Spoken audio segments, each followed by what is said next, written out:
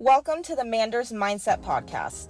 Here you'll find both monologue and interviews of entrepreneurs, coaches, healers, and a variety of other people, where your host Amanda Russo will discuss her own mindset and perspective, and her guest mindset and perspective on the world around us. Manders and her guests will help explain to you how shifting your mindset will shift your life.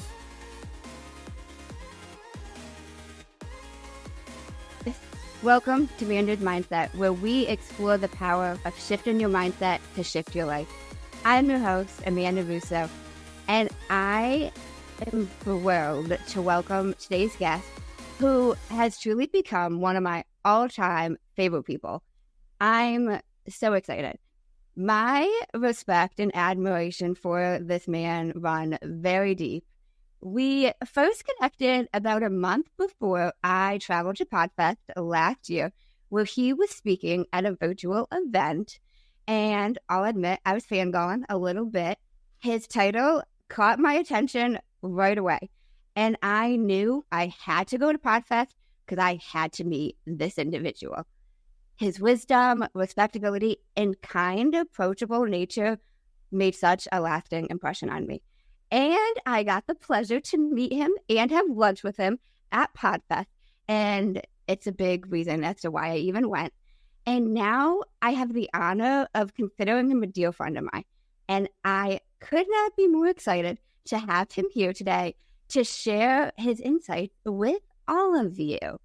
I am here today with the podcast lawyer himself, Gordon Firemark. Now, Gordon has practiced media and entertainment law since 1992.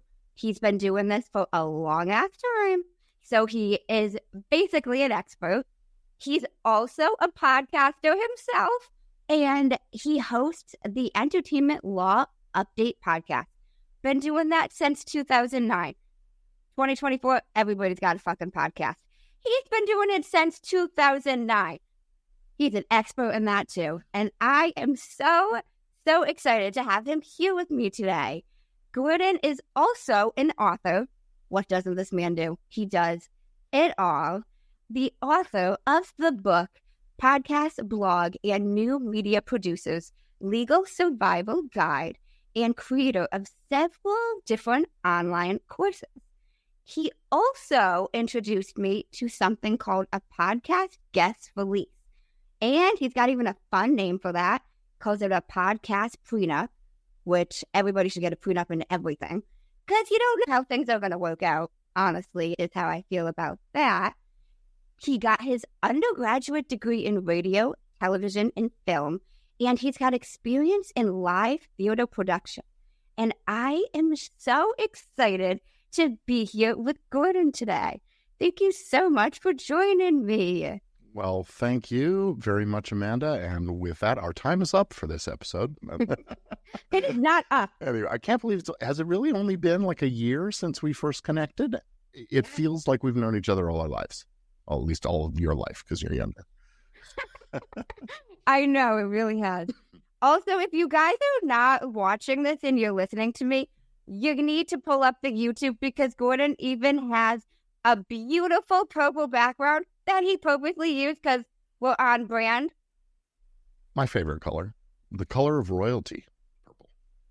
It's my favorite color too. Oh my God. I'm a bigger fan as you just keep fucking speaking. But Podcast?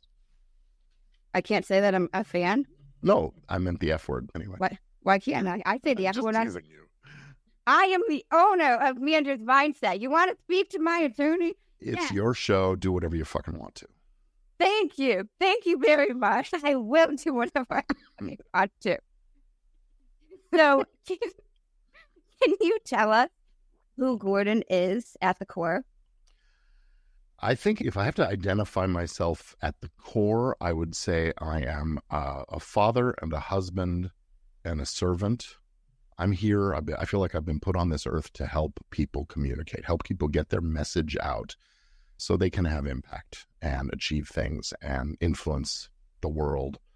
And so they can do it safely and securely without, worrying about being prosecuted or persecuted for it and staying out of trouble. That's what I try to help people do.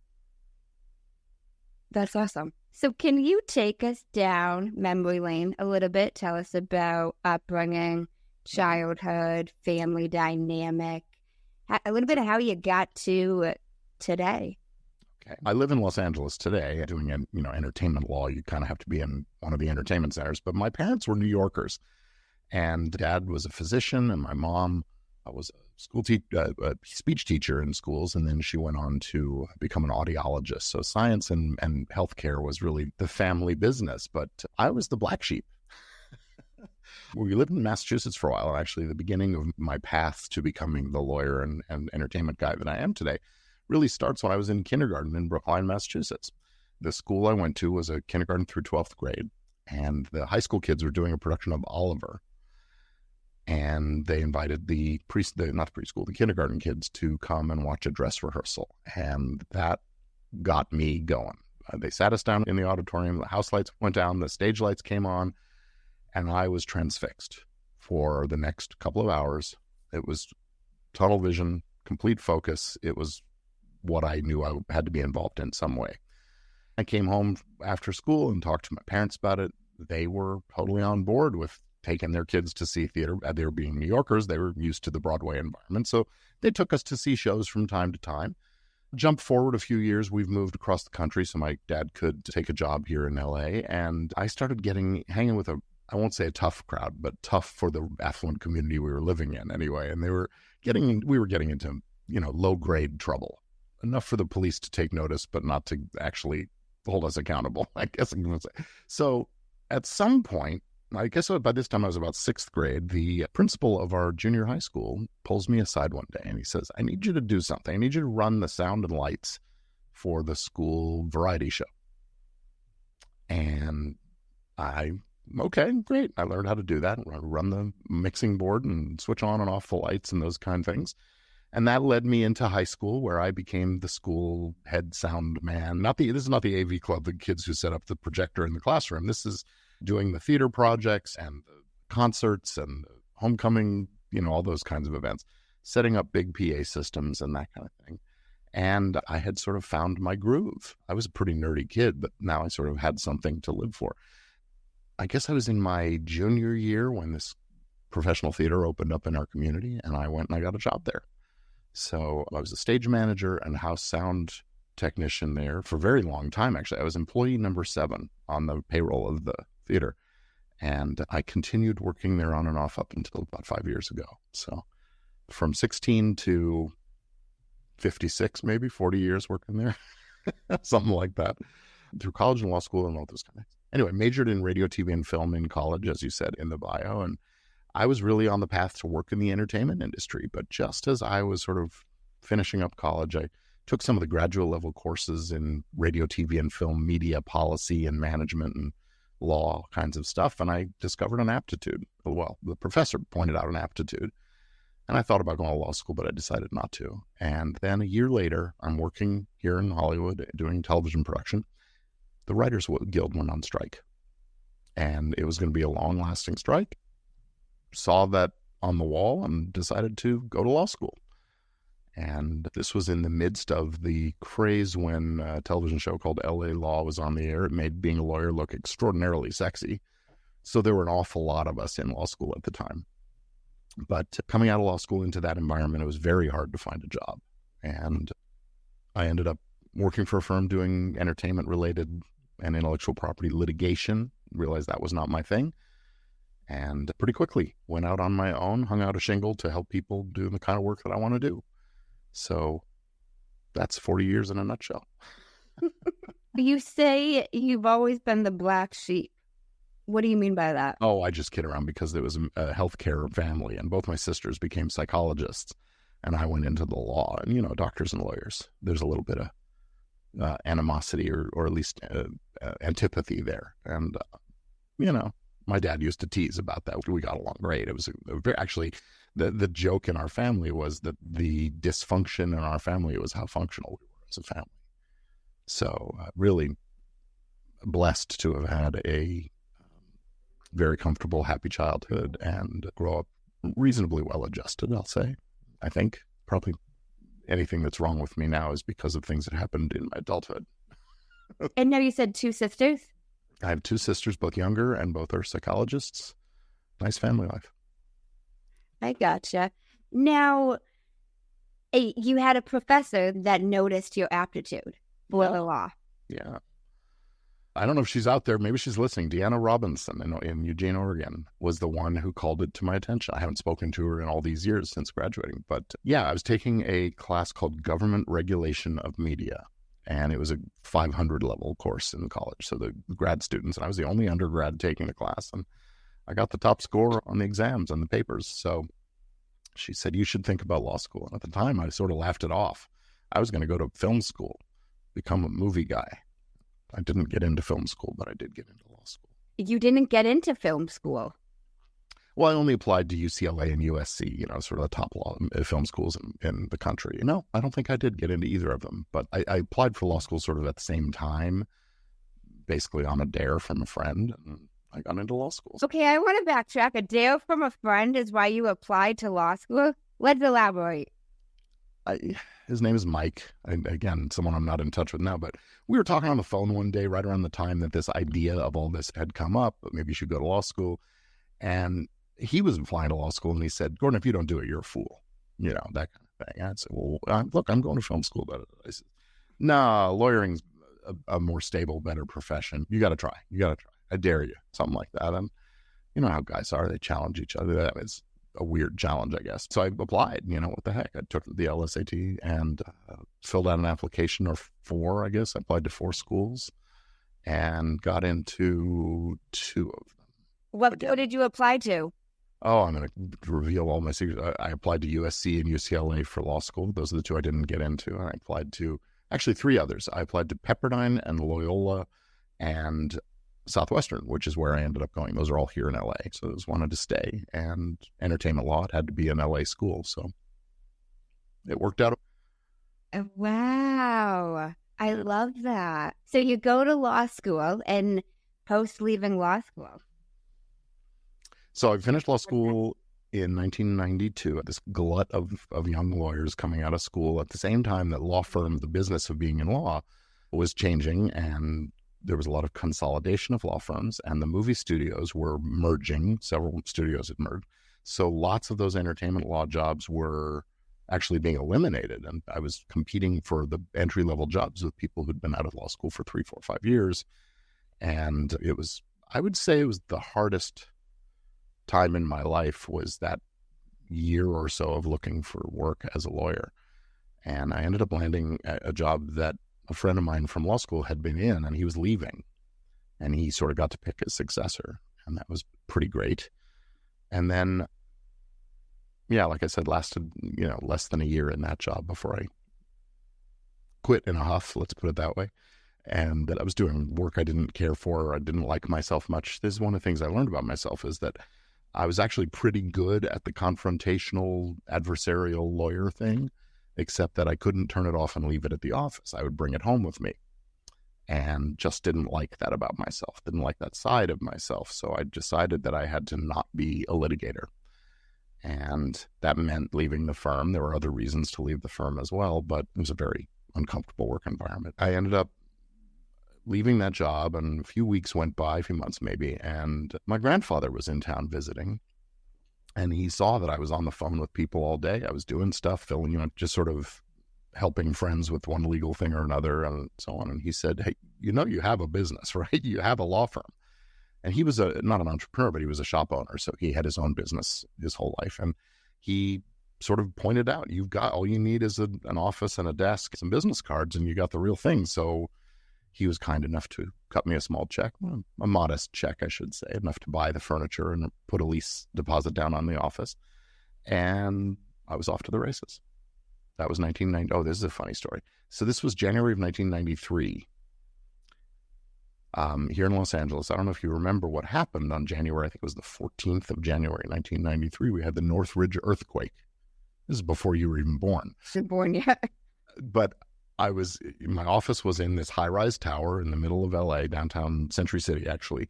And it happened in the middle of the night, but the buildings really shook.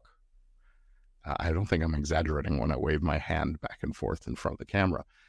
The buildings really shook, and when I came into the office the next morning, the bookshelf had fallen onto the desk that had been delivered literally the Friday before. This was a Monday morning.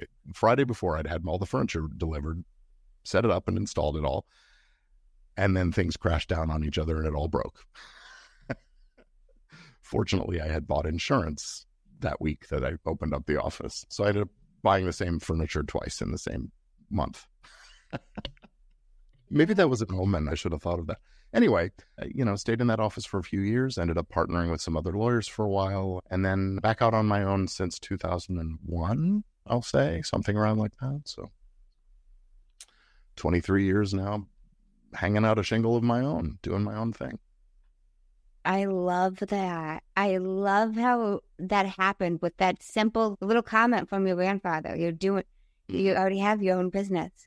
Sometimes things happen from some person in our life just noticing that one little thing that you might not be able to put the full pieces together to realize what you were doing. Yeah, I think it took someone knowing what it looks like to say it and point it out. I mean, my dad was a doctor. He was in practice with some other doctors, but not quite the same thing. So now, you mentioned when you were doing litigation, you had the confrontational lawyer thing. What do you mean by that? Well, when you're litigating, you're taking one side at the complete expense, I guess you could say, of the other side. The job of a lawyer is zealous advocacy for the client's position. And in litigation, you're going to win or you're going to lose. The job is to win. In the kind of work that I prefer to do, I view a real success in negotiating deals and setting up businesses as win for everybody. If it's not that, someone hasn't done their job very well. So that's my goal, is to really make sure that when people are in the beginning of a relationship, that they're talking through the right issues and they know what they're getting into and they want to get into it that way. And they're making deals that, maybe they're not happy with every single aspect of the deal, but overall the outcome is something everybody likes, everybody's happy about, or at least comfortable with. And so the adversarial thing of, banging fists on tables and arguing for a single position without acknowledging the other side, that's just not who I wanted to be. And being argumentative all the time, really. As it happens, the last few months, I've been doing a lot of sort of pre-litigation dispute resolution, trying to help clients settle things so they don't have to go to court. I find myself dealing with disputes and advocating those single-sided things more. But it isn't how I prefer to live my life. Let's put it that way. How are you bringing it home? Well, if you don't cross-examining the girlfriend over why she wants Italian rather than Chinese food. I mean, stupid stuff like that. Oh, even that simple? Yeah, I mean, everything was an argument. Everything was a... Yeah, exactly. And, you get into a zone, of a mode of doing things, and it's just very hard to sort of switch it off at the end of the day. So at least it was for me. Some guys do it great. Some lawyers just have a system where, sign out of one job and into human being mode after that. But that wasn't what I was at. At least I hadn't figured out how to do that at the time. I think I'm better about that. I've done my time on the shrink's couch a few times, figured some stuff out about myself and dealt with some anger issues and things like that. So overall, I'm a much better. I wouldn't be married with children now if not for that inner work over the years. And learning how to breathe, breathing goddess, learning how to breathe through stressful times. So. No, I get that. It's interesting. Do you think, let me ask you this before I say what I'm going to say. Do you think there's any egosisticalness aside to that, into that, with not letting it go? I don't know about that exactly. I mean, definitely ego is a thing. And for me, maybe I had something to prove. I mean, I had this super uber successful dad and mom was successful in her work. So maybe I was sort of trying to live up to some expectations that I'd sort of imposed on myself, projecting my own expectations onto others and experiencing some frustration. So yeah, my ego is definitely a part of all that. But short answer is yes, I guess. I mean, even you still arguing over even silly things, still embodying that, I guess you could say, that loyal mindset? Yeah. I mean, I guess it's a kind of competitive, a need to win. If I haven't won the argument, if I haven't won the choice of where we're going to dinner or what movie we're going to see or something, then somehow I'm inadequate or not masculine. Maybe it's letting her have her way was sort of, again, even that had to be my decision. So nowadays, ask my wife, the whole different person. No, if you don't mind me asking, your wife now, is that same girlfriend that you were arguing? We only met, we've been married 19, coming up on 20 years, and we met a year before that. So no, there was a handful of very nice, I have nothing negative to say about any of my past girlfriends. They all kind of trained me in one way or another and gave me lessons that I needed to learn to become the man that my actual wife, eventually married. And I don't think without some of those lessons in humility and spirituality and honesty and those kinds of things, she wouldn't have had anything to do with me. So it's all good. The path has been a learning journey. That's with everything. I was honestly only just curious because I myself, for example, when I first started working as a paralegal, I really held that title to the fucking degree. Like, there were certain things I wouldn't quote unquote do because I'm a paralegal, I'm not going to go here because I'm a paralegal. Even plant medicine. Like, I had somebody want me to try that with them at the time. And I was like, I'm a paralegal. I can't do plant medicine. And like, it was just all these different, well, I wouldn't do that because I'm a paralegal. I don't do this because I'm a paralegal. Mm-hmm. And I said it all, everybody knew. You didn't have to know me well to know that I was a paralegal. Yeah. Well, I think that these hard-earned certificates and credentials are something that a lot of us hold on to, and they become sort of an identifier. They become our identity. And most of us are far more than the one or two dimensional that represents. And it's a matter of being able to sort of let go and let people see more of you, more facets of I love the gemstone that you are. Oh, you're too sweet. No, I love that. More dimensions. Like, we don't have to be just one thing. Mm-hmm. You can tap into all of it. Yeah, I think that is that kind of ego attached to the law degree. I'm a lawyer. Look at me. You're supposed to have a nice car. You're supposed to wear nice clothes and an expensive watch, all those kinds of things. And honestly, I've never had the kind of career where my success has been just through the stratosphere. So I don't have the high-end car and the high-end clothes, and I don't, I live a comfortable but fairly normal, average, middle-class kind of a life. And learning to become content with that is also an important thing. Check your ego at the door and be a good human being no matter what. Have you not always been content with that? No. I mean, like I said, those first half of my professional career, certainly the first half of my adult life, probably, I think I carried around a lot of anger and frustration and dissatisfaction. Like I said, the therapy, sitting with this shrink and talking through things really helped. And I honestly, I'll say to everybody, if you haven't gone to therapy, talked to a shrink, maybe if you don't need to, that's fine. But if you haven't done it, you don't know. And there's always something to learn about yourself and probably to let go of. That, we carry around so much baggage and we don't even know we're doing it. So I say, go talk to somebody. It's good for you. Yeah. I also love how you mentioned you don't know if it'll work if you don't ever try it. Yeah. I try to emphasize that with everything. Like, you don't know if something will be for you, if you'll like it, if you'll enjoy it. Yeah. Career, activity, hobby, you name it. Like, if you don't put your heart in it and try it. Right. Absolutely. Just like trying new foods, right? You might not like it and you don't have to ever try it again, but you might really enjoy it. It's worth a shot. So, I say go for it. Life is too short to skip over things just because you have a preconceived notion of that you will like it or not like it. Don't believe everything you think. It's so true. Now, you mentioned you let go of a lot of anger. Do you mind elaborating a little bit on what some of this anger was stemming from? I think it was sort of diffuse, generalized anger, just sort of carrying, I mean, it was sort of the way I had operated in my life was, take issue with things. Oh, the food's not hot enough, or, oh, the guy behind me in the movie theater is making noise, or whatever, it didn't have to be much to get angry about things. And it was a way of being. I guess you could say maybe it was a kind of way of engaging with the world and showing that I was engaging with the world that wasn't very productive, but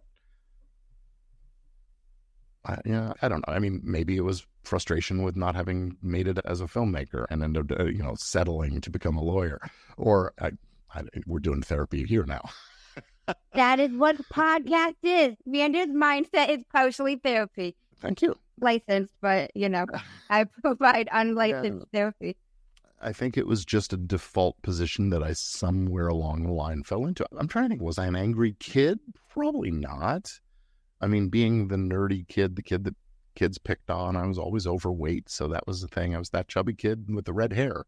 When I had hair, it was bright red. So I got made fun of, and I guess maybe some of it was just sort of a reaction to the circumstances I was put in, and I felt put upon or something. I don't know. There's a lot of growing up that happened a little later for me than maybe for some people.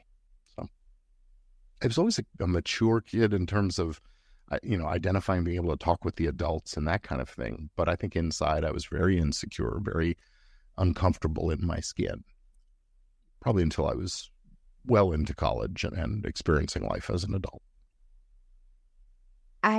It's interesting that you mentioned the food's not hot enough.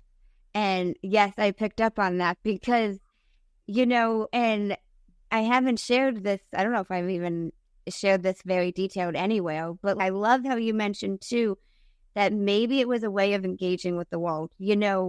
For a while, I used to post on my stories and I didn't realize in hindsight, like what I was actually doing, but any little nuance that would happen to me, I'd spill my drink and I'd make a post on my story to mention it. And now I wasn't necessarily angry, but it's like that negative mentality, And now I'm engaging, but it's like, oh, or I'm complaining about somebody not re-racking the weights at the gym. And it's like, man, there are bigger issues in the world. Yeah, I mean, it's easy to take things personally. Oh, they didn't re-rack the weights at the gym. Well, that makes it harder for me. What a pain. That's not cool. Right? Hey, we're all here following the rules. Well, what makes you so special, right? There's no such thing as rules. I don't believe in rules of life. Well, what? But the point being that, there are some people who go through life taking issue with things. And other people, everything just rolls off their back and they're, just nothing phases them. And, I'd like to say I'm finding somewhere in the middle. I'd rather be the guy who things roll off my back more often, but I sometimes get angry. I had an experience a few days ago that I caught myself mid-sentence and apologized to this poor woman that I was complaining to. And I said, I know it's not your fault. I just need to vent. And she goes, well, vent away. I guess the self-awareness and being able to catch myself rather than carrying that around for 2-3 hours afterwards, still fuming about this situation was totally beyond my or anybody else's control. Some people just go through. I have a friend who's actually his wife. You never hear a word out of this person's mouth that isn't a complaint or a judgment or criticism. Oh, it's sunny out, but it's too hot. Or, oh, it's nice and cool. It doesn't matter which way it goes. It's cloudy. It's cool, but it's cloudy. There's nothing that isn't qualified with a negative. And, you could call it looking at both sides of a coin, I suppose, but she comes off as negative. And he and I go out to dinner sometime. We'll chit chat about things, and the negativity, I'm tired of hearing about it. And I think that she experiences a lot of that in life. People put some distance because of that. She's always got a dark cloud. And being positive, and what the practice that I've done that really has made a difference in my life? Gratitude. Sitting down a couple times a day and just thinking of 2 or 3 things for which I feel grateful. It's very hard to be negative and angry when you're saying, such fresh air to breathe. Oh, look at this cute dog that's rubbing up against my leg. I've got these amazing children. It's very hard to be negative about things, even when times are a little hard sometimes, if you're living in that space of gratitude, appreciation. It doesn't even have to be a thank God or prayerful thing. Look for the silver lining. Keep a list of the positives. And the negative stuff just sort of doesn't take hold. You know, I do that in business too, and this is an interesting, maybe it's a tip for people. You know how when you're doing your work and people criticize or you don't hear from the folks that are happy very often, right? So when you do, make a file and put those notes or those emails or whatever in that file. I have a file in a notes application just titled kudos. Every time somebody says something kind or positive or upbeat about me or my products or my services, it goes in there. And when I start to feel really low, take a look at the kudos. People are happy that they know me and that they worked with me. And that brings up the spirit. I absolutely love that. It's super easy. Yeah. You know, it's so true that so many people, they don't leave a review. They don't say anything unless it's a negative one or a crappy one. So honestly, even something I've tried really doing the past years is anytime I enjoy something, I am leaving a review. I am leaving a review and it is so detailed and I'm saying what I enjoyed, why it was good, why you should go. That's great. I should do that more. All the specifics. And you know, I even actually had a woman I was speaking to in terms of podcasting that was like, you know, if it's a Google review, that even gets your name out there. Like, people see that. Amanda, so even negative reviews and criticisms are really a gift in their way because, you know, if it's a real negative, you know, real something you believe in, you agree with, well, then you change your behavior or you try to adjust for it or make it right or whatever. And if it's not, then you just know and you write it off. Oh, that person's just having a bad day, right? Me yelling at this woman in the mall, it totally wasn't her fault. She was just the one bearing the bad news. But I'm thinking of, there's this podcaster and he also does a YouTube channel where he does reaction video to a particular TV show. And he gets hundreds of comments. Just get out of this, get off this, shut up and let me watch the show, right? And he's doing the reactions because that's a legal thing where you stay out of trouble with copyright law by doing reactions. It's fair use. It's transformative. So these people responding to him this way, he always tries to turn it around and say something kind in return.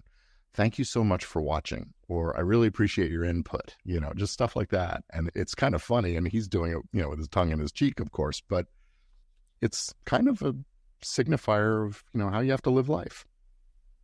The world can be a harsh place if you let it, and it can be a pleasant place if you cultivate that. So you are a philosophical being. You are. And no, it's so true. You know, we often hear like what could be better, or what we could improve on, or how to fix things. Since I've started the podcast, like everyone and their brother has a suggestion as to what to do, how to fix it, how to edit, how to anything. And you know, I don't often hear this is good, that's good. I hardly ever, actually, to the point where I started reaching out to other podcast hosts, even if I've never had a conversation with them. If they do one random thing that I liked in the podcast, where they hey, I've only listened to one episode, but by the way, you said this. Really liked the way you said this. It's like just letting people know, like, because we don't always know, like, what's working, you know? Yeah. That's why the kudos file is so great. When you get those things from people, you have to, let's face it, it's probably 10 to 1, 10 negatives to 1 positive. So hold on to the positives. Let the negatives go out the window. No. Yeah, I love that. I actually have a note on my phone, like a success list. And like I saw a meme years ago that mentioned like listing every single successful thing you can think of that you've ever done. Small, little, professional, personal, every aspect. Like even on a random hard day and just looking at it and being like, oh, damn, I did XYZ. I'm pretty badass, you know? Like boosting morale a little. Yeah. You know? Yeah, I just had a thought about the idea of a bucket list. This is sort of an inverse of that. It's sort of the proud to have done list. And with bucket list, you're crossing things off. I'd say with a proud to have done, you're adding to the list as you accomplish more things. So you go out in the world looking for things, experiences to have, positives to experience. And, okay, this is a thing. I'm going to have to write a book or something. You do have to write another one. I'll buy it. I'll be the first one. I'll pre-order it. All right. I'm ready right now. So you can start writing. Okay, send it to me and I'll get started. Maybe I will. Don't push your luck. Don't push your luck. We're entering a verbal contract. Careful. At least it's not an emoji contract. Remember that story? Is that a thing, an emoji contract? There was a case maybe a year or so ago where it was up in Canada where these business people were interacting over text, and the one guy sent a thumbs up emoji, and the other guy took that as an agreement to the terms of the contract, and the court upheld it and said, yeah, you agreed. I mean, based on prior course of dealing and all that, but yeah, you can make a contract with an emoji. So be careful what your emoji choices are. I'm blown away at that. I mean, it makes sense, but... Manifestation of intent to be bound, right? Intent to be bound. By the terms of a contract. Right? Offer, acceptance, consideration. There you go. You got a contract. So the thumbs up is the acceptance. Wow. And then, so, okay, there was an offer, and then you said consideration. Well, the exchange of value in the deal, whatever the deal was about. I don't remember the details, but... Yeah, okay.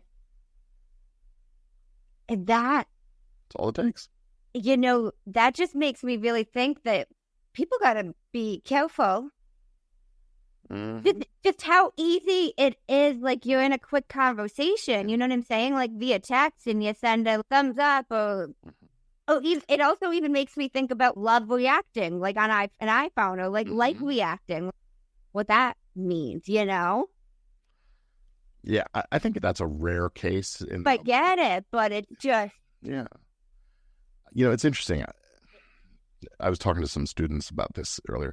I think one thing is if you have a course of dealing of always using written contracts, and then there's this thumbs up thing, the judge looks and says, well, no, everybody who deals with you knows that you work with written contracts. So, of course, you didn't mean the thumbs up to be binding.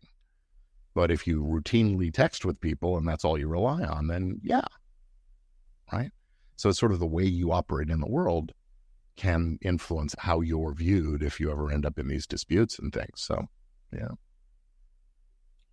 It makes a lot of sense.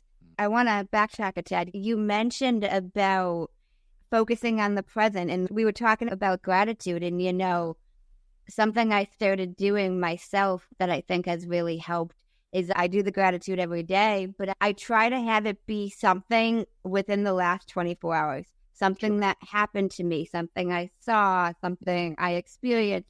And it almost forces me to be more present and to look for more good things, you know, because, in the morning, I'm going to write down these 5 things within the last 24 hours that I'm grateful for. You know, it's easy to think of the big things, like I'm grateful for my spouse. I'm grateful for, you know, the big things. Everybody can often think of them, but in the midst, you know. Well, there are so many of the, I won't call them little things, but there's so much that we sort of take for granted, right? I mean, the sun rises in the east every day, and it warms us all day long. It gives us light to work by, and all of that. And you know, we take it for granted, but can you imagine what life would be like if the sun didn't come up tomorrow? It's worth being grateful for. Having fresh air, clean water to drink. Not everybody does, so most of us are very fortunate. Having a job we enjoy, or people we like to be around, just the feeling of wind in I don't have hair, but the wind in the hair as you're driving in the car or whatever. These are things worth paying attention, living, as you said, being present in the present. I love all of this. Oh my gosh. I want to transition a tad. Okay. So this podcast, Prenup, what made you first decide now we're going to create this? Well, first of all, I want to clarify something. In the introduction, you talked about the guest release as a podcast prenup, and it is a kind of a prenup. Sure, it's between the guest and the host, but, you know, when I talk about a podcast prenup, I'm thinking a little more broadly that It's really the agreement between anybody that you have a deal with, whether it's a co-host or a co-producer of the show or your virtual assistant who's going to help you do the show notes or the editor you hire to edit your show. All of those people should be signing a contract that lays out what to expect and what's expected of them and what happens if. How does this relationship end? If you stop wanting to do it, can you just walk away? What do you owe me? If your partner's in a business, well, what do you do about that? How does somebody buy the other person out? What if there's somebody dies or becomes disabled? Now, am I stuck dealing with your family to try to figure this out? And if you haven't finished the work, what do I do there? All these kinds of things. So that's what a prenup really does, is it sets up the expectations of both the good and the later possibility of the bad. So with the guest release, I'm agreeing to come on your show, and you're agreeing to host me and do an interview and hopefully showcase my best, put my best foot forward. And that's our agreement. I'm agreeing to let you do that, and you get to publish it in your feed, and I get to link to it and share and all that. But it's good for my visibility, because maybe some people are going to come out and find one of my podcasts, Entertainment Law Update or Legit Podcast Pro. And thanks for the plug. And that's that. But you should get it in writing, because that consent to be recorded, privacy issue comes into play. The ownership of the resulting recording comes into play. So all these things are covered in what I call a podcast guest release. This is sort of my proselytizing mission, I guess you could say, is every host of a podcast should have their guests signing a release every single time. It's life safe sex. If you don't use it, that one time is the one that comes back and causes problems. So use a podcast release every time. Practice safe guest. So, there it is. And honestly, if you don't mind, I'll plug it. If you've got other listeners that do podcasts and interviews and things, go to podcastrelease.com and you'll get a free guest release that you can download and use. You can implement it into part of your workflow. It doesn't have to be paper that they print out and sign and send back. It could be an online form or checkbox or those kinds of things. So, but just get that manifestation of intent to be bound every time. Yeah, but so too. But so what made you, now we need this release for the guests, for the co-hosts, for the VAs? What was the actual, let me create this? So when I started podcasting, I actually started as a guest on shows in the early mid 2006 or so. When I started my own podcast, I realized I needed to make a deal with my co-host. This is a bit of a do as I say, not as I do, because we recorded a conversation where we talked about it's my show, she's the co-host, but if anything changes, it's my show and I'm keeping it, that kind of conversation. That should have been in writing. We've been doing it for 16 years and everything's fine. So I'm comfortable with our mutual understanding. But those are the kinds of things you need to get in writing. So I realized that, and I realized as I was getting into it that I wanted to, being the kind of lawyer I am, I wanted to do some due diligence and make sure I was crossing all the T's and dotting all the I's and getting things right. So I started doing research, and I ended up writing a book about podcast law, podcast blog and new media producers, legal survival guide. And that book kind of got me thinking. And then, well, people would come and say, well, yeah, fine, but where do I find this? Or well, how do I do that? And so I started realizing, okay, I've got to create these things. And the guest release is sort of an easy, quick win, a great way to protect yourself. And I wanted to, look, I'm in business. I have an online business that I wanted to promote and attract people to my mailing list so I could offer them my goods and services. So I decided to give the guest release away as a contract. It's an exchange for giving me your email address. So you give me your email address, I give you this freebie, and then I get to send you emails until you click the unsubscribe button. And hopefully I give you additional value that keeps you coming back for more. That's when I started thinking about this. And eventually that led to me building out a whole course and program called, you see it on the screen behind me, Easy Legal for Podcasters, is an online course that helps creators who don't want to hire me to draw up all these documents for them one by one and it cost, many thousands of dollars perhaps. They can get in on this course and learn how to do it for themselves and access some templates and forms and things like that. So that's what's going on behind the curtain here in Firemark Central. Firemark Central. Firemark HQ. Okay. Is that official anything? Firemark HQ? Oh, No, it just came to mind. I got you. So people had questions as to how do we do this post the book. No, that makes so much sense. Because honestly, I was the same before you told me that you had an actual release. I was like, what's the first step? You know, even working as a paralegal, like you don't know how to create something like that. You know what I mean? And making sure it's legally bound. It says what it's supposed to say, all of the things, you know, and that it's actually, it will stand up. You know what I mean? Yeah. Yeah. You know, it's one of the things that, I mean, if you haven't done it a lot before, and you know, let's face it, I'm an entertainment lawyer. So I was dealing with, you know, we're having someone on our TV show, or we're hiring an actor to be in a movie or whatever. So a lot of these are the same kinds of issues in a sort of slightly different angle. And so it came pretty easily and naturally to me to start thinking about these issues. And really the trick was identifying those different angles and addressing them in one way or another. So I've done the hard thinking for you so you can get a form and feel comfortable that it does the job that you need done. And you don't have to hire me to do that thinking over and over again. There's some things that are suited to creating templates or working out systems for developing things quickly. And frankly, it's kind of fun for me too. So now I gotta ask, why prenup? Why was that the word? I think it's something I just came up with as sort of it captures the imagination. Everybody kind of knows what a prenup is, I think.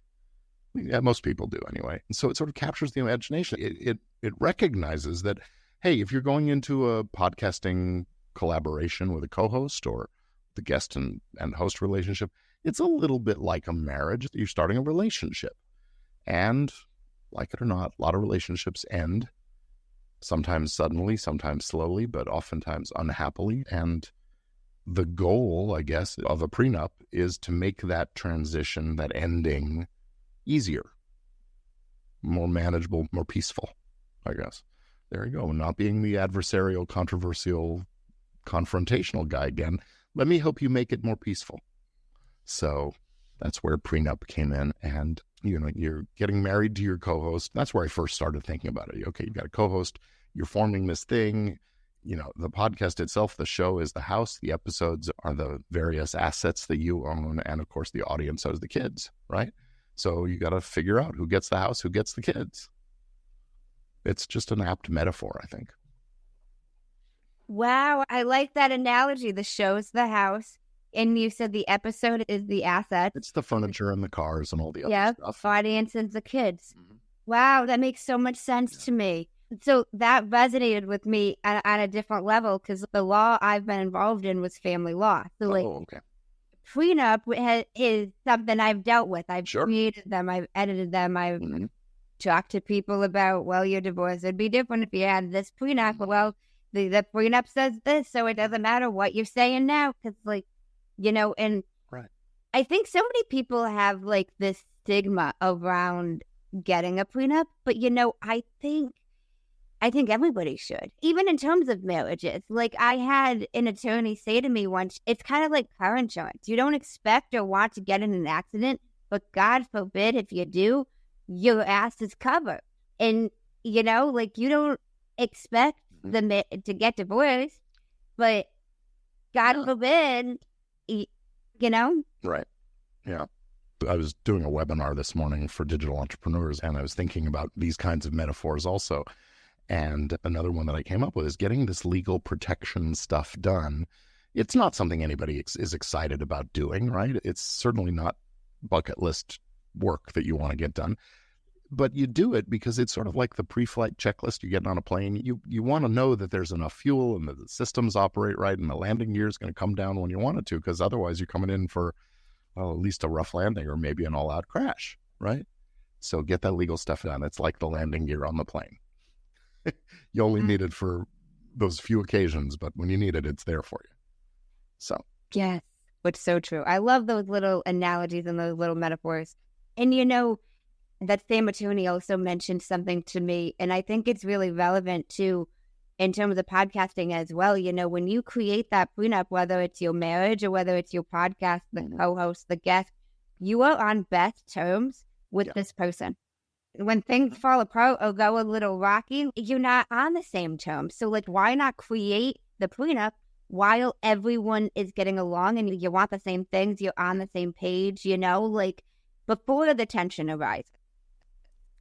And sometimes those conversations lead to the tension, right? You're doing this prenup thing, you start having these conversations, you realize you're not on the same page. Well, I would say better to have that discovery happen early when you have less invested in things. Now, in marriages, there's a lot more going on. It's hard to be, well, it's just business. No, we're in love. We're supposed to be in love. We're getting married. We're whatever. But in business, you're getting married because it's business, right? And so having those conversations, realizing, hey, maybe we're not on the same page, either getting through that or not is better than figuring it out 2, 3, 5, 15, 30 years later. I like how you mentioned sometimes it does bring about the tension.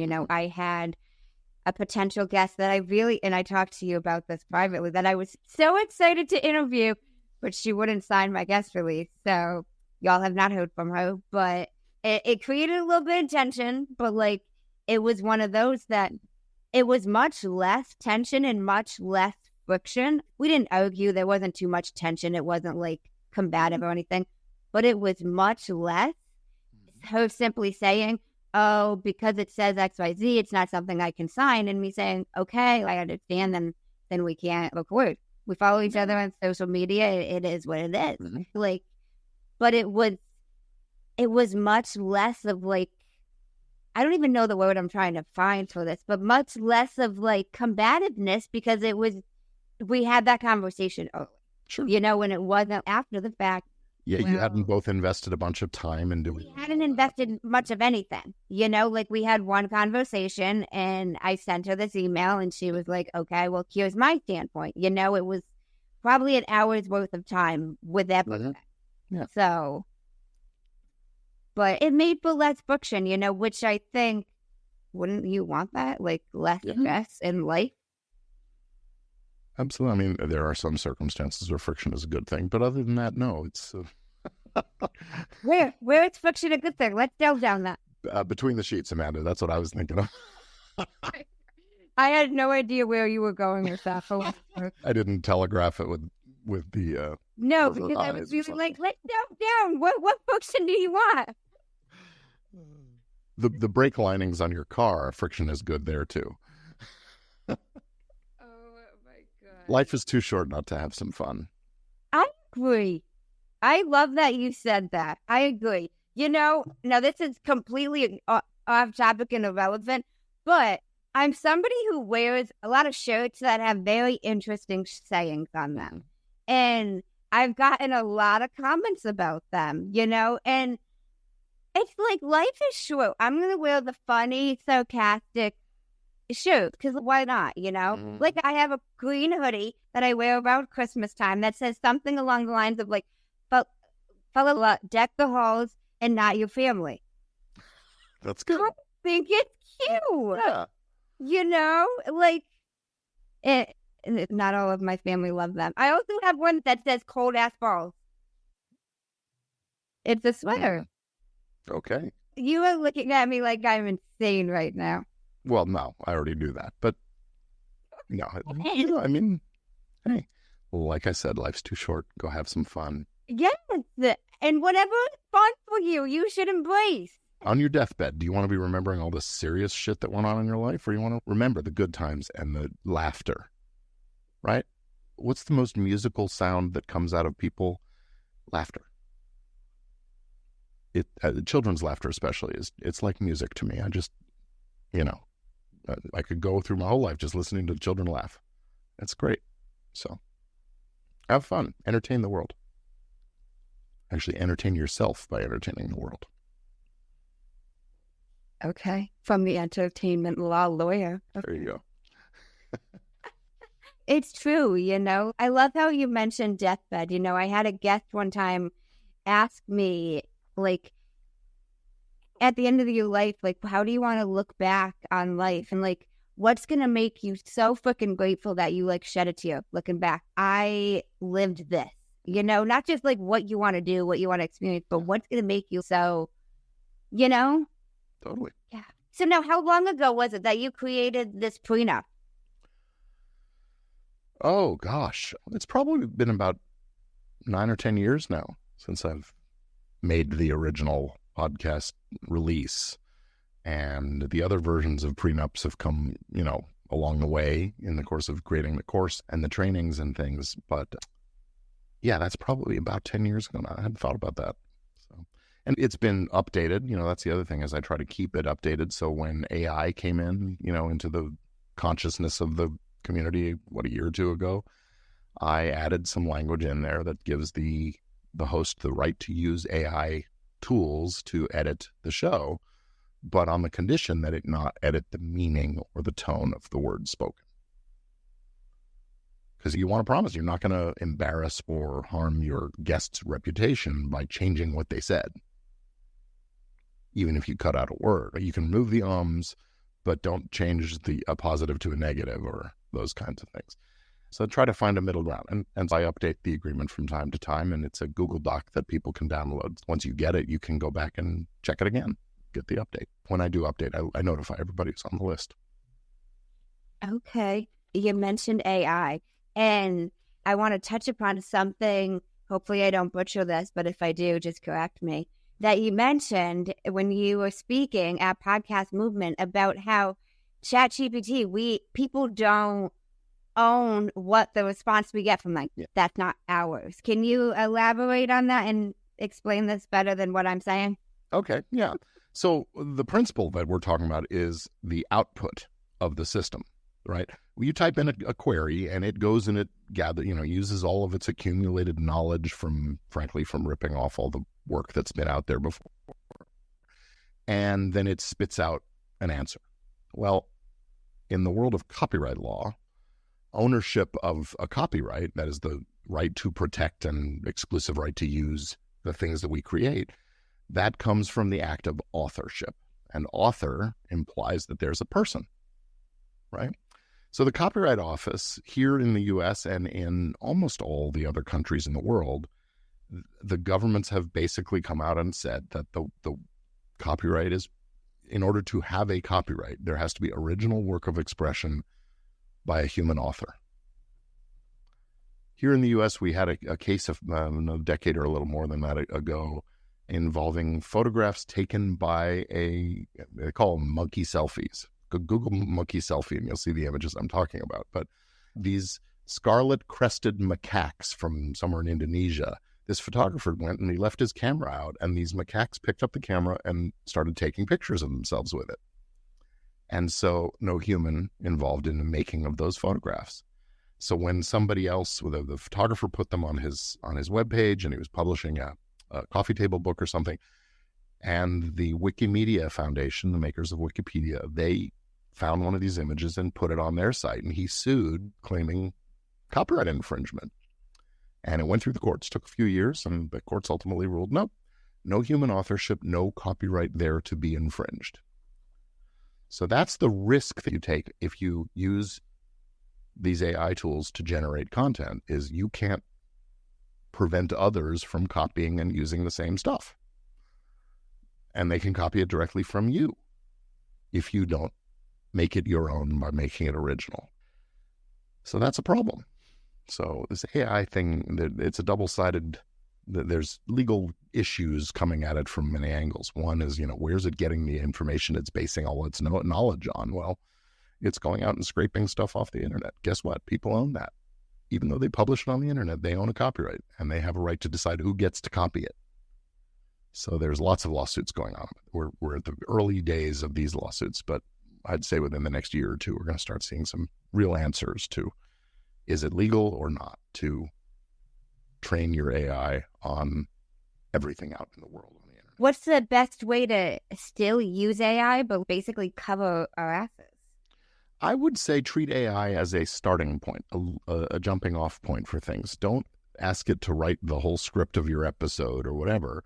Ask it to give you an outline, and then take that outline and work it up as your own thing, and then flesh it out yourself. And if you need a little more help with a section of it, you can say, hey, tell me more about that, and use it as a research tool, not as a creation tool.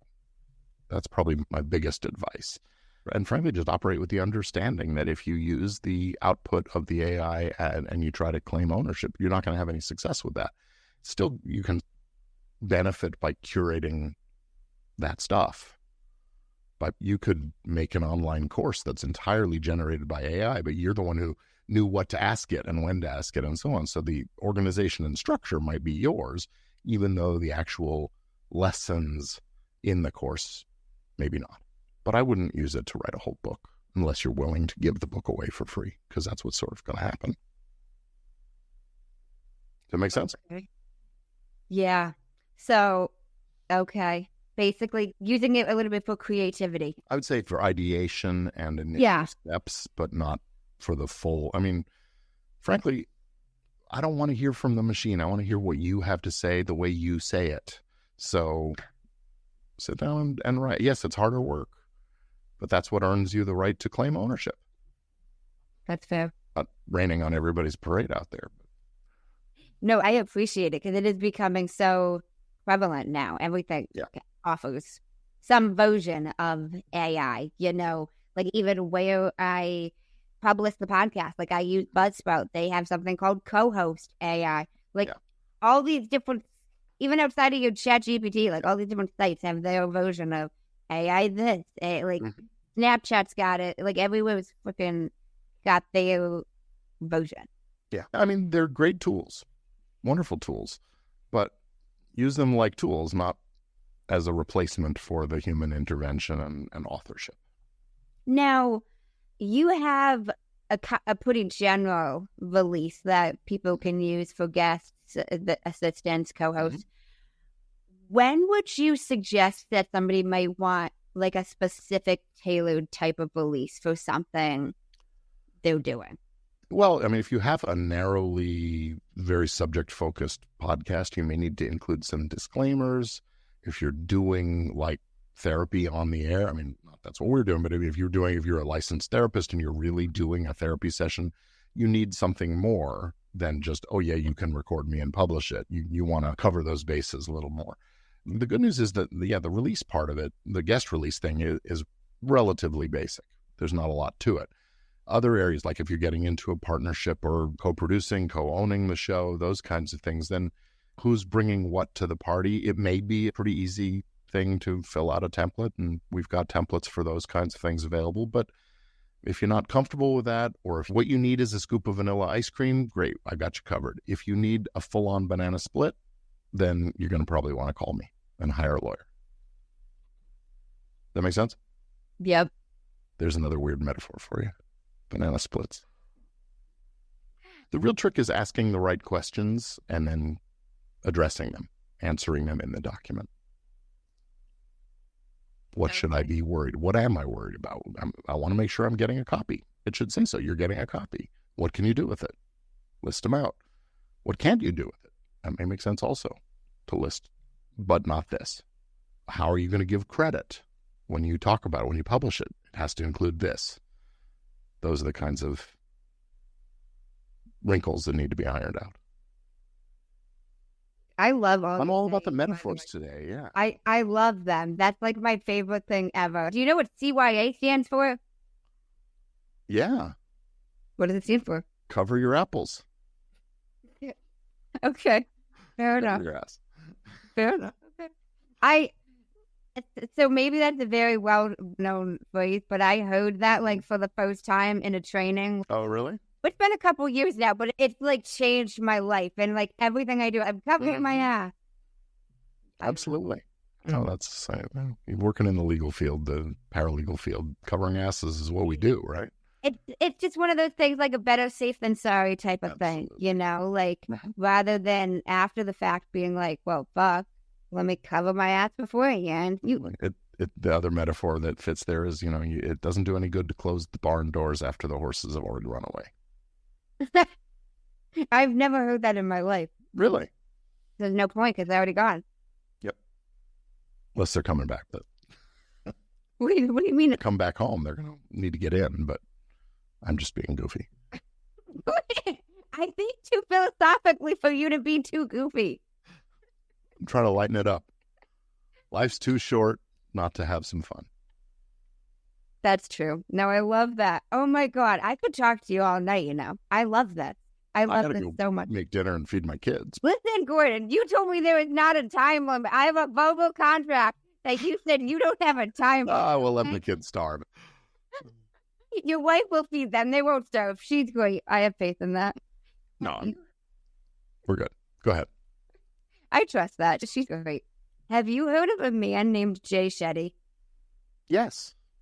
Really? I will teach you how to be rich. Isn't that his name? I didn't expect you to know him. Well, yeah, he's wise. I'm wise as much as my ears. I'll put it that way. He's got a podcast as well called On Purpose. Have you heard it? No. Okay. Did not know he had a show. Fill me in. Well, he ends it with 2 segments. The first one is called The Many Sides to Us. And I've started incorporating these in my podcast. But notice I give him credit. I'm not taking credit because I didn't make this up. See? I'm following Gordon's rules. Gordon's mindset over there. You're using his idea, not his property. Go ahead. Yes, I am using his idea. See, ideas can't be protected under copyright law, but the specific way that he iterates it is his. And likewise, the way you iterate it is yours.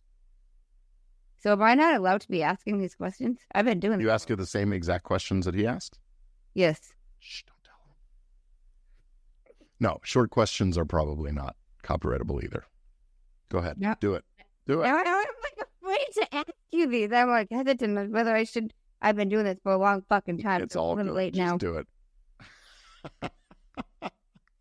I was honestly trying to cover my ass by mentioning him, and that's why I started with. You're right to. That's the right way to do it. It's not plagiarism, and it's probably not copyright infringement. I won't know until I hear it. So, well, first question is, what is one word someone who was beating you for the first time would use to describe you as? Someone who's meeting me for the first time. One word. These all have to be, the first 5 have to be answered in one word. Bold. Okay. What is one word that someone who knows you extremely well would use to describe you as? Helpful. What is one word you'd use to describe yourself? Effective. What is one word that if someone didn't like you would use to describe you as? Someone doesn't like me or wouldn't agree with my mindset. Hard one. Ignorant. What is one word you're trying to embody right now? Service. The second segment is the final 5, and these can be answered in up to a sentence. Number 1, what is the best advice you've heard or received? When you're going through hell, keep going. Don't stop and screw around. Get through it. What is the worst advice you've heard or received? Finish what you started. Some things aren't worth finishing. Some things you should just give up. You should stop. It's not working. Don't do it. You don't have to commit to the finish line for everything you do. Okay. I like that you mentioned that. I had a guest once say, because I asked her something about achieving goals, because she had achieved a lot of things, and like if somebody was struggling to achieve something, and she mentioned like maybe it's not meant for you. Maybe you are having such a hard time with the thing because you're not meant to do the thing. Okay. What is something that you used to value that you no longer value? I no longer value what other people think of me. That's hard. I'd say I value that less than I used to, but not completely off the map. Okay. If you could describe what you would want your legacy to be as if someone was reading it, what would you want it to say? I want my kids especially, but really everybody who knew me, to be a good person and to do some good in the world, to be of service, to help others, solve a problem, get a message out, affect change in the world. If everybody made a little change that was for the good of people, the world would be a much better place. That's true. I completely agree. Now, this is going to be a fun one to hear your response to. If you could create one law in the world that everyone had to follow, what would it be? And I want to know why. He does not ask why, but I want to know. Well, I mean, the human part of me says gravity, but the law of gravity, but somebody already beat me to it. One law, boy, that's hard. I think it would be a law that places the ultimate value on respect for one another. And I'm not exactly sure how that, I mean, laws don't get made overnight. You have to think them through and negotiate with all the stakeholders and all that. But no, I think that showing respect, not showing, but actually respecting one another, regardless of points of view, regardless of who they are, color of the skin, all those things, that respect is valuable and that you should earn your place in the world by being respectful, by respecting everybody. Well, because the world would be a better place. I think so much of what's wrong in the world, in politics, in society, in business, in our personal lives, in relationships, stems from a disrespect, maybe a lack of empathy also. But, everybody has value. Everybody's here for some contribution that they bring. And when we minimize another person, when we marginalize people, that's a disrespect. That's the way we create the otherness, the separateness that that divides us. So I say the opposite of that is we all should respect and I guess maybe Jesus said, we should all love our neighbor, love thy neighbor, right? There it is. Yeah, that makes so much sense. I love that. I love all of this. Oh my God. Thank you so much for speaking with me. This was a blast. It's been a lot of fun. I have a question I want to backtrack that I thought about that I didn't ask you. And because there's no rules for how I run my podcast. Do it. I'm going to ask. So you mentioned you started guesting in 2006, Yeah. which is like freaking 18 years ago. So that's like forever ago. Mm-hmm. But you didn't start your own until around 2009. Did I hear that correctly? So, yeah. So I started out, I'll tell you, I discovered podcasting first as a listener. There was Leo Laporte, was the head of the Twit network, This Week in Tech. I was listening to him because I'd followed him on television, and when his network changed formats and he left, he started a podcast. So I figured out how to listen to podcasts. This is back when you had to download it onto your iPod and carry it around with you. And I thought, oh, that's cool. That's neat. And I liked the format he was doing. Right around the same time, this guy reached out to me and he asked me to be a guest on his show to answer questions. He did a show about video, mainly like wedding videographers and event videographers. And he asked me to come on and answer questions. He just had a bunch of questions that were legal questions. So I came on and I was a guest and we got through a few questions and he said, I got to have you back again. Came back again. Shortly after that, he reached out and he said, let's do this every other week. We're going to do twice a month. We'll do this show. We'll call it Law and Video. And he would bring the questions and I would bring the answers. His show, but I was the guest expert, recurring guest. And we did that for around a couple of years before his boss found out he was doing a podcast and accused him of moonlighting and made him stop. What's interesting now is that he still works for the same company, but now his job is podcasting for the company. I think that's the case. I may be being a little out of turn. But anyway, at that point, I was hooked. I had already figured out how to hook up a microphone to a computer and do a Skype call and all those kinds of things. And being the audio geek that I had been in high school and college, that was fun. And so I had the bug. And I realized I wanted to keep doing this. And so I thought, okay, what kind of a show would I do? entertainment law. I'll do a weekly or monthly news roundup of case law in entertainment. I didn't want to be the only solo voice. I wanted to have someone to bounce things off of, and I wanted it to be a woman because you want to have some contrast and varying points of view.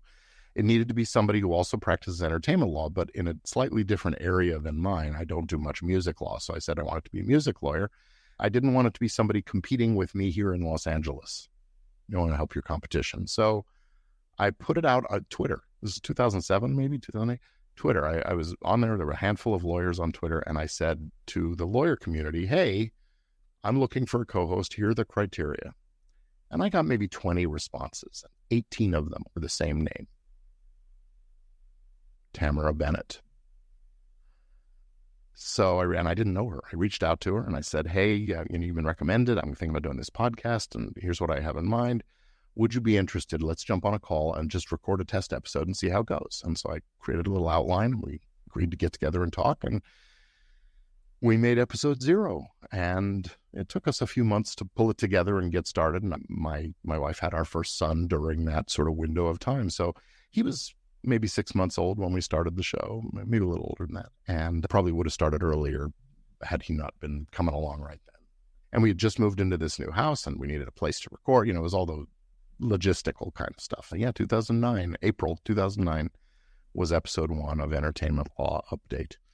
And we do a monthly show, and day after tomorrow, we record episode 173. So that's exciting. And thus began an odyssey in the world of podcasting. Oh, that is so fascinating. I'm so glad I asked that. I was a little surprised that you started the guesting before the hosting. I would have thought it was the other way around because you have so much knowledge to share. Yeah. Experts get asked to be guests. I get that. Yeah. And I love the sound of my own voice, so it was inevitable that I'd end up getting cameras and microphones. You brought up ego earlier. If this isn't ego, I don't know what is. You do love the sound of your own voice? I joke around about that, but no, I'm comfortable with the sound of my own voice. A lot of people don't like to hear their own voice on recordings because it's not what they hear in their head when they're talking. I don't notice a difference anymore.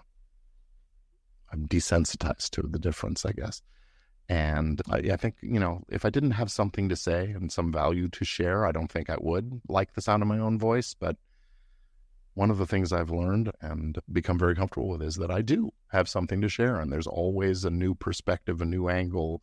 Even though I can cover the same topic every week, I can cover it differently and give someone else a new insight into copyright or trademark or contract or trade secret law or just the ins and outs of the entertainment industry, whatever it is I'm talking about. So Entertainment Law Update is that show. And my other show is Legit Podcast Pro, where I do a live stream on YouTube as well as record the audio.